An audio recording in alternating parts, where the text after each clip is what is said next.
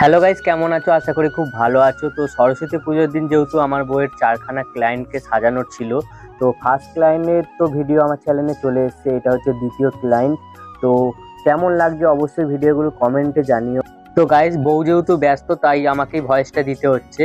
আর ইনি ফার্স্ট বার মেকআপ করছে, তো প্রচণ্ড নার্ভাস ছিল, প্রচণ্ড ভয় পাচ্ছিল। তো এত কিছু প্রোডাক্ট কি করছে না করছে মানে ভাবতে পারছিল না, বারবার মুখে চোখে হাত দিয়ে দিচ্ছিল। তো বউয়ের অনেকই কষ্ট হচ্ছিল এনাকে সাজাতে। তো গাইস, একটা মজার বিষয় বলি, যেহেতু মানে আমার বউয়ের 4টে ক্লায়েন্টকে আজকে সাজাতে হবে একদিনে, তো ফার্স্ট টাইম যেহেতু এই এক্সপিরিয়েন্সটা আমাদের হচ্ছে, তো মানে প্রচণ্ড দুজনেই চাপে ছিলাম।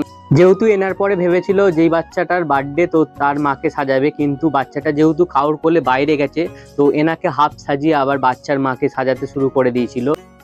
ওই ছোড়া, ওই কাকা কি পড়েছিস এটা তুই? হ্যাঁ, আমার আমার দেওয়া পাঞ্জাবি পড়েছিস কি রে? হ্যাঁ, তো গাইস, বাচ্চাটা এত দুষ্টু, মানে মায়ের কোল ছাড়া অন্যর কোলে থাকবে না। তো আবার কাজ ছিল, আবার মাকে দিয়ে আবার এনাকে ধরলো। তো এইভাবেই মানে দুজনকে অল্টারনেট করে করা হচ্ছে। তো এইভাবে তো মেকআপ হয় না, প্রচন্ড চাপে ছিল আমার বউ, যে কি হবে না হবে বুঝতে পারছিল না। গাইস, এই পাঞ্জাবিটা আমি আর আমার বউ দুর্গাপূজায় পুচকুটাকে গিফট করেছিলাম। তো ওকে পরে কেমন লাগছে অবশ্যই কমেন্টে জানিও। সব মেকআপ আর্টিস্টরাই জানে যে প্রথমবার যেই ক্লায়েন্টগুলো মানে মেকআপ করে, তো তাদেরকে সাজাতে গেলে কতটা কষ্ট হয়, কারণ হচ্ছে তারা এতটা নার্ভাস থাকে, এতটা মানে কথা বলে। সো গাইস, একটা মনের কথা না বললেই নয়, তো তোমাদের সাথে শেয়ার করি। একদিনে 3-4টে ক্লায়েন্টকে সাজানো যে এত তাড়াতাড়ি আমাদের জীবনে আসবে তো ভাবতে পারিনি। তো যেইটুখানি হচ্ছে, যা হচ্ছে সবই হচ্ছে মা সরস্বতীর কৃপা এবং ওর মেকআপ ক্লাসের দিদির আশীর্বাদ। কারণ হচ্ছে দিদির আশীর্বাদ না থাকলে আমরা হয়তো চলার পথে একটা একটা করে সিঁড়ি যেইভাবে উঠতে থাকছি, তো সেইটা হয়তো এত তাড়াতাড়ি সফলতা পেতাম না। তো গাইজ, কথা বলতে বলতে বেশটা তো হয়ে গেছে, এবার হেয়ারটা ধরে নিয়েছে। তো হেয়ারের কোনো ডিমান্ড ছিল না, কারণ হচ্ছে উনি বলেছিল তুমি তোমার মতন সাজিয়ে দাও, আর হচ্ছে আমাকে একটুখানি সুন্দর করে খোপা করে দেবে, প্রথমে বলেছিল। তারপরে লাস্টে আবার বললো ছেড়ে রাখবে চুল। তো উনি মানে সিলেক্ট করতে পারছে না কি করবে না করবে, কিরম রাখবে না রাখবে। গাইস, ফার্স্ট অফ অল আমি সেদিনকে এতটাই ব্যস্ত ছিলাম, তো বরমশাই তো ভিডিওর পর ভিডিও তুলতেই থাকছে, তো আমি কোনো দিকেই তো খেয়াল করতে পারছি না। যাই হোক, নিজের কাজটার দিকে আগে ধ্যান দিচ্ছি, কারণ পরপর কিন্তু অনেকটাই চাপে ছিলাম। তো আগের ভিডিওতে তোমরা দেখেইছো, আর এই ভিডিওতে আরেকটা ক্লায়েন্টের সাথে তোমাদের পরিচয় করিয়ে দিলাম।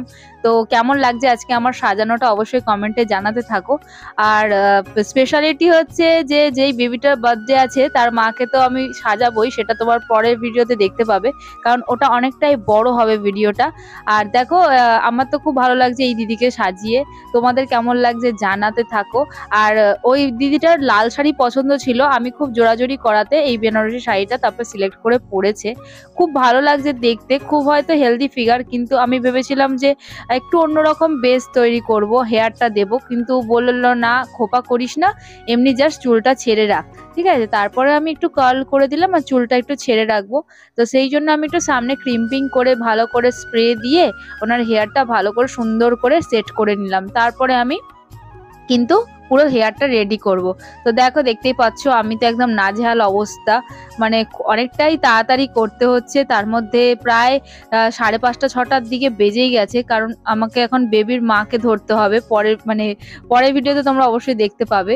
তো যাই হোক, আমি খুব চাপে ছিলাম যে কখন ভিডিও হচ্ছে বা কখন কোন ভিডিওটা ও তুলছে, আমি তো কিছু বুঝতেই পারছি না।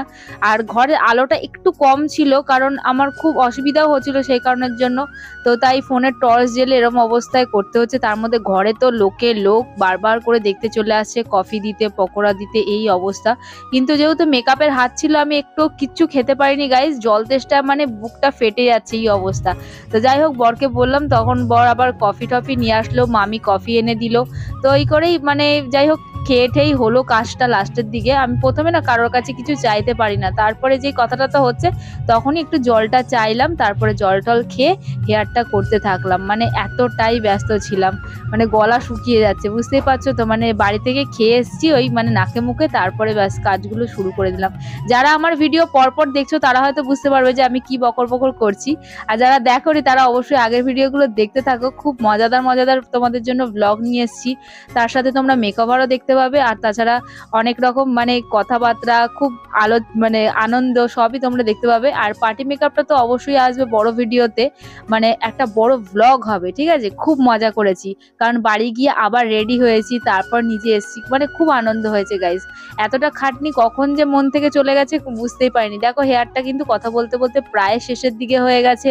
যেহেতু বলেছিল যে বোন তুই আমাকে একটু মানে ফুল দিয়ে দিস মাথায়, তাই জন্য আমি দেখো দুটো ফুল দিয়ে পুরো হেয়ারটা ডেকোরেশন করে দিলাম। এরপর স্প্রে দিয়ে পুরো সেট করে দিলাম। তারপর বলছি একটু ভালো করে সুন্দর করে সিঁদুরটা পরিয়ে দিস। তারপর লাস্টে সিঁদুর পরে মানে মেকআপটা পুরোটা কমপ্লিট করব। তো লাস্টে আমি রেসপন্সটা তোমাদের তো জানাবোই ভিডিওর মাধ্যমে, তোমরা দেখতে থাকো যে আমি কি কি করছি, কোন কোন প্রসেস করছি। হার্ট স্প্রে দিয়ে চুলের কার্লটা বেশ সুন্দর করে সেট করে নিলাম। আর পুরো চুলটাতে হার্ট স্প্রে দিয়ে দিলাম, কারণ হচ্ছে মানে বাচ্চাটাকে কোলে নেবে বা অনেক লোকজন থাকবে, যাতে চুলটা নষ্ট না হয়, সেহেতু আমি কিন্তু হার্ট স্প্রে দিয়ে সেট করলাম। এরপর দেখো সুন্দর করে কিন্তু আমি সিঁদুরটা পরিয়ে দিলাম। তো এখানে একটুখানি পরিণীতার আমি একটু ডায়লগটা দিতে চাই, ঠিক আছে, যে সিঁদুর পরলে মুখটা একদম পাল্টে যায়, তাই না? একদমই সত্যি কথা। সিঁদুরটা এতটাই ভালো লাগে মেয়েদের পরলে, বিবাহিত মেয়েদের। আমার তো খুব ভালো লাগে মোটা করে সিঁদুর পরতে, তাই আমাকে দেখতেই পাবে যখন আমি পার্টিতে আসবো যে কিরকম ভাবে সেজেছি, সেটা তোমরা দেখতেই পাবে। আর ফার্স্ট ফাইনাল লুকটা তোমাদের সাথে একটু শেয়ার করে দিই, তো দেখে জানাবে কেমন লাগলো। নতুন বন্ধুরা প্লিজ সাবস্ক্রাইব করতে থাকো, প্লিজ প্লিজ প্লিজ। আর বেল আইকনটা প্লিজ বাজিয়ে দিও নোটিফিকেশন অন করার জন্য। তো দেখো কেমন লাগে। দিদিটার মুখটা অনেকটাই বড় ছিল, তো যাই হোক কন্ট্রোল করে মুখটা ছোট করে আনার চেষ্টা করেছি। দেখো হেয়ারটা খুব বেশ ঘন ছিল, তা আমি এরকম টাইপের লুক দেওয়ার চেষ্টা করেছি, আর খুবই পছন্দ হয়েছে ওনার। তো ওনার মুখ থেকে শুনে নাও যে কেমন লাগছে। তো গাইস ফাইনালি কিন্তু সাজানো কমপ্লিট। তো দেখা যাক যে কতটা সুন্দর লাগছে, ওনার মুখ থেকে শুনে নাও। বলো। হ্যাঁ খুব সুন্দর সাজিয়েছে। তোমার পছন্দ তো আমার মনের মতো? এই গাইস প্রথম সাজলো এরকম ভাবে, অনেক নার্ভাস ছিল, এর মধ্যে কত কিছু অ্যাপ্লাই করছি, ভয় পাচ্ছিল। তো ফাইনাল লুকটা এটা, তোমরা কমেন্টে জানাও কেমন লাগছে।